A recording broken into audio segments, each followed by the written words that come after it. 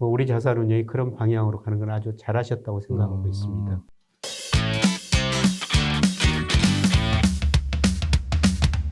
네, 안녕하세요. 반갑습니다. 시장을 해석하고 전문가들의 자산 배분 전략까지 들어보는 너네 자산운용 10개월 만에 이분이 다시 오셨습니다. 킹이스백 서강대학교 김영희 교수님과 함께합니다. 어서 오십시오. 예, 안녕하십니까. 안녕하십니까. 제가 사실 더 화려하게 소개를 해드리고 싶었는데 그 이유가 교수님이 사실 너네 자산운용 첫 번째 출연자셨고 예, 예. 지금으로부터 10개월 전에 출연하셔서 3편 도합 70만 회가 나왔던 예. 어마어마한 영상이 나왔습니다. 덕분에 1년 먹고 살았습니다. 아이, 무슨 말씀이에요. 그 사이 보니까 뭐 진행 잘해주시고 또 훌륭한 분들이 나오셔가지고. 너무 예, 다른 데보다 더 빨리 성장하신 것 같아요. 스타트를 너무 잘 끊어주셔가지고 저희가 너무 감사하게 생각하고 저희 모두가 그래서 올해 첫 번째 게스트로 누구를 모실까 고민하다가 만장일치로 교수님이 가능하시면 한번 모시자라고 얘기를 했고 교수님께서 흔쾌히 더 큰 스케줄을 마다하고 출연해 주셔서 너무 감사할 뿐입니다. 아이, 무슨 말씀이에요. 진짜 또 첫 번째라고 그러니까 더 부담이 되네요. 근데 그때는 제가 좀 어두운 이야기를 많이 드렸습니다만은 이상하게 어두운 이야기를 하면은 네. 조회 건수가 많은데 네. 요새는 그 주식 사라고 권유하거든요. 네네. 예, 그러면은 뭐 조회 건수가 좀 많이 떨어지나요? 줄어들더라고요. 저희가 그러면 오늘 그 좀 긍정적인 이야기를 많이 하려고 그러는데 조회 건수가 안 나올까 좀 걱정입니다. 아닙니다. 우리 조회 건수가 안 나온다 하더라도 결과적으로 시장이 오르는 게 좋은 거죠. 그렇죠. 우리 예. 모든 투자자들의 바람이니까 예. 그러면 그 바람을 담고 제가 그러면 약간 힌트를 이미 주셨는데 단도직입적으로 사실 결론부터 그래서 지금은 투자 비중을 늘릴 때냐 아니면 여전히 리스크가 약간은 상존해 있으니 좀 더 기다렸다가 하반기쯤부터 이렇게 사기 시작할 때냐에 대해서 간단하게 뭐 결론을 내려주신다면 지금은 어떤 때입니까? 결론은 늘릴 때고요. 주식으로 부를 축적할 시기라고 지금 보고 있습니다. 네. 뭐 제가 작년, 재작년 하반기부터는 좀 주식 비중을 줄여주십시오. 그렇게 말씀드렸던 거는. 네. 예, 제가 보는 여러 가지 경제 지표가 있는데요. 대표적으로 명목 GDP, 네. 예, 그 다음에 M2 총 유동성, 뭐 강의통화라고 그러죠. 거기에다가 일평균 수출 금액. 이런 걸로 평가했을 때 주가 지나치게 가대평가 됐었어요. 코스피가. 예, 그래서 주식 비중을 좀 줄이는 게 좋을 것 같습니다. 이런 말씀을 드렸는데요. 예, 그런데 주가가 3,300 갔던 코스피가 최근에 2,200 이하로 떨어졌지 않습니까? 네. 예, 그러다 보니까 지나치게 저평가 영역에 접어들었어요. 예, 대표적으로 제가 명목 GDP 가지고 우리 그 적정 코스피를 추정하는데요. 네. 예, 작년의 경우 적정 코스피가 2,960 정도 나옵니다. 근데 실제 코스피는 2,236이었으니까 24%나 저평가됐죠. 네. 2000년 이후로 제가 쭉 평가를 해봅니다만은 저평가 정도가 가장 심합니다. 예, 그래서 주가가 추세 밑으로 지나치게 떨어졌다. 이 시간이 흘러가면 추세로 가까워질 수밖에 없다. 예, 그래서 작년 말부터 올해는 그 주식 좀 비중 늘려주십시오. 이런 말씀을 계속 드리고 있는데요. 예, 그런데 요새 좀 고민이 있습니다. 왜요? 왜냐하면 너무 빨리 올라 버렸거든요. 그렇긴 했죠. 예, 그래서 뭐 올 장 서자마자 이틀간은 좀 떨어지더라고요. 그렇죠. 네. 2200 밑으로 떨어졌다가 3일째부터 계속 올라가지고 지금 2500 근처까지 맞아요. 와버렸지 않습니까? 조금 오르는 속도가 빨라서 조정을 보이기는 보일 텐데 예, 그래도 꾸준히 주식 비중을 늘려가야 된다. 올해는 이런 말씀을 드리고 싶습니다. 사실 많은 투자자분들이 막 10거래일, 11거래일 연속 이렇게 오르면 당연히 잠깐 쉬어갈 타이밍이 있을 거다라고 생각을 하실 텐데 우리한테 중요한 건 추세가 계속 살아있느냐 없느냐인 거잖아요. 예. 그 추세 측면에서는 그래도 지금은 사 모을 때다라고 얘기를 하시고 추가적인 이렇게 상승 추세도 또 얘기를 해주셨으니까 거기에 대해서 한번 저희가 결론을 깔고 그러면 요소들에 대해서 제가 한번 질문을 드려보도록 하겠습니다. 일단은 뭐 제일 중요한 게 통화 정책일 텐데 미국 연준 같은 경우에 어떤 스탠스를 그래서 지금 대다수 시장 전망들은 25bp 두 번에 쭉 동결하는 쪽으로 얘기를 했는데 요즘에는 이제 하반기 금리 인하 가능성에 대해서도 얘기를 많이 합니다. 교수님께서는 좀 어떻게 보시고? 예, 저는 연준이 이번 이제 2월 초에 FOMC 한번 열리죠. 네. 한 번 올리고 끝이라고 보고 있습니다. 그러면 4.75%가 되는 거죠. 네. 예, 그런데 지금 연준 위원들하고 시장하고 견해 차이가 많이 있는 것 같아요. 그렇죠. 이게 외환 시장은 뭐 달러 지수가 114까지 갔다가 최근에 102 안팎에서 움직이고 있지 않습니까? 외환 시장이 기대하기로는 미국 경제가 4.5% 금리 수준에서는 견딜 수 없을 것이다. 예, 그래서 결국은 미국이 금리를 내리고 미국으로 돈이 덜 들어가면서 미 달러 가치가 좀 하락하고 있는 겁니다. 예, 그 다음에 채권 시장에서 미 10년 국채 수익률이 4.2%까지 올라갔다가 3.5%로 떨어졌죠. 그렇죠. 예, 채권 금리가 떨어진다는 건 앞으로 경제 성장 혹은 물가 상승이 떨어진다는 겁니다. 그래서 외환 시장, 채권 시장은 금리 별로 못 올리고 갈수록 내릴 수밖에 없다. 예, 그런데 연준 위원들은 지금 계속 올린다고 주장하는데요. 네. 누가 오른지는 결국 경제 변수가 판단해 줄 겁니다. 사실 지난해 연말 올해 1월 2일까지도 연준 5%, 6% 얘기하는 사람도 있었잖아요. 근데 결국 4.5% 이상은 견딜 수가 없을 거다. 경제가.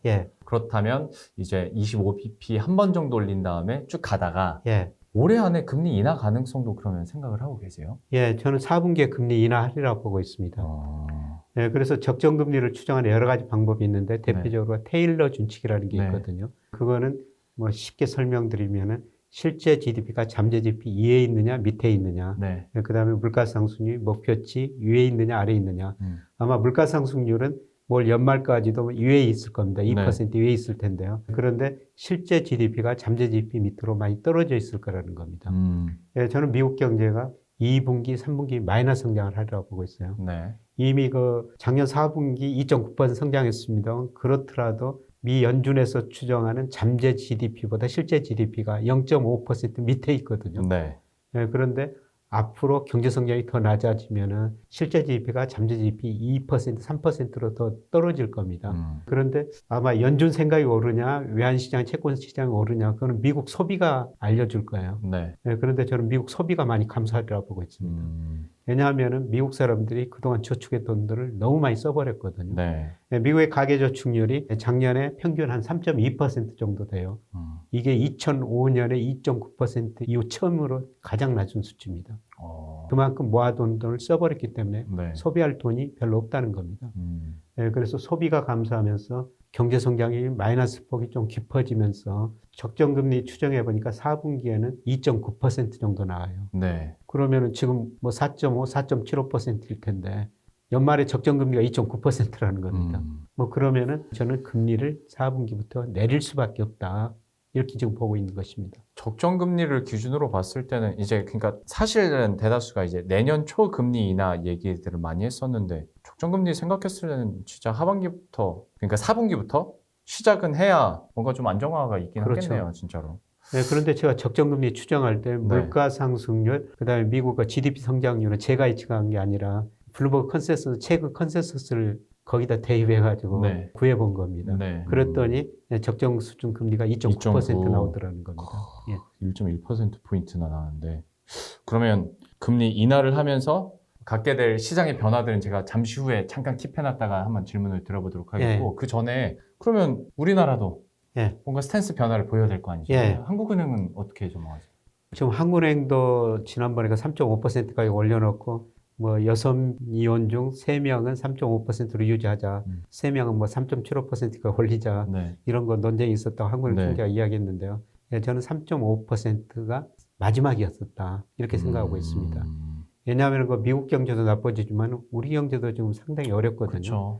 지난 4분기 우리 GDP, 실질 GDP 성장률이 마이너스 0.4%로 나왔죠. 아마 1분기, 2분기도요. 저는 0%에서 크게 벗어나지 않으리라고 보고 있습니다. GDP를 구성하는 소비가 증가할 수 없죠. 실질 소득 지금 감소했죠. 그 다음에 주가 떨어졌죠. 최근에 집값까지 급락하고 있죠. 그리고 금리는 올라가지고 가계 원리금 상환 부담 비율이 높아졌죠. 이런 걸 고려하면 소비가 증가하기 힘들고요. 그리고 가장 중요한 게 수출이죠. 수출이 지금 작년 10월부터 감소하고 있지 않습니까? 아마 상반기에는 감소폭이 거의 15%에서 전년 동월 대비 20%까지 가리라고 보고 있습니다. 그렇다면 우리 1, 2분기 경제성장률 마이너스일 수도 있다.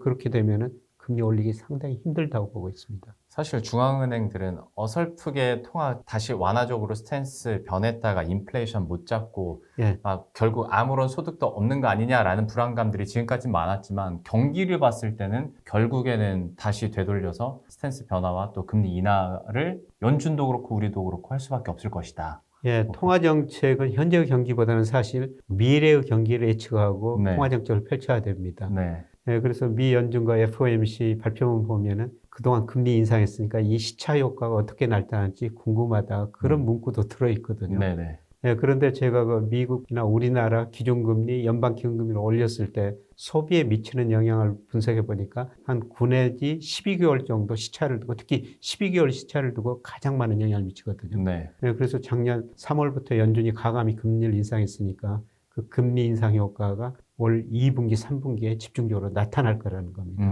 예, 그래서 아마 소비가 많이 이축될 것 같습니다. 근데 그 1년의 전망들을 사실 시장은 이미 알고 설을 하는 느낌이란 게 예. 금리를 계속 인상하는 와중에도 시장 금리 보면 작년 10월에 고점 찍고 서서히 계속 좀 떨어지는 분위기잖아요. 그러면 이럴 때 약간 자산 운용사로서 궁금한 게 사실 저희도 연말부터 채권 투자에 대한 매력들을 여러 영상에서 많이 어필을 해드렸었거든요. 뭐 금리가 떨어지면 당연히 채권 가격은 올라가니까 지금 시점에서 그래서 채권 투자에 대한 뷰는 또 어떻게 갖고 계신지 갑자기 좀 궁금해지네요. 뭐 저도 작년 9월부터 채권 투자 적극적으로 하십시오. 이런 말씀을 계속 드렸고, 뭐 우리 자산운용이 그런 방향으로 가는 건 아주 잘하셨다고 생각하고 있습니다. 그래서 10년 국채 수익률이 4.6% 같던 게 지금 3.3%까지 맞아요. 떨어진 거죠. 뭐 작년 4분기에 채권을 사셨다면 지금 많은 시세 차익을 누릴 수가 있는 거죠. 네.